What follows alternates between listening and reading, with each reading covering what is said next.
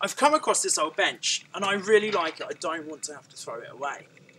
I'm going to try and reinvent it, make it ready for summer. So to do this, I've got myself a wire brush, and this will just basically take off all of those flaky bits of paint and all of those little bits of rust that you can see, really. After I've brushed it down, I will go over it with the Metal Protekt primer. This will just ensure that there's a nice base for the spray paint to go onto once I do start my reinvention. I'm just going to give the bench a once over with the wire brush just to ensure that all of the bits of weathered paint come off.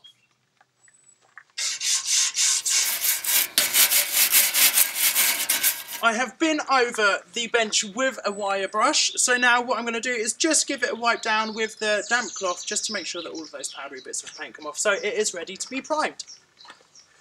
So, after wiping over the bench with the damp cloth, I have made sure that it is clean and dry and ready to be primed. I've read the instructions on the back of the can, and it does say that it's best to give it a shake just for roughly around a minute, and I always think it's better to shake it upside down just so then the paint mixes slightly better in the can. I have shaken it for a minute before filming, so I'm going to get on with the priming.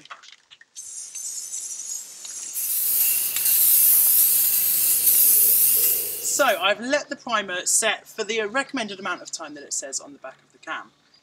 So now we can start painting.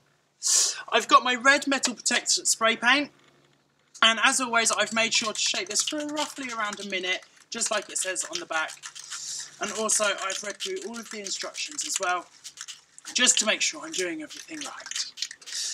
Remember, when you are spray painting something like this, to do the long strokes, as it just lets the paint settle on the bench slightly better.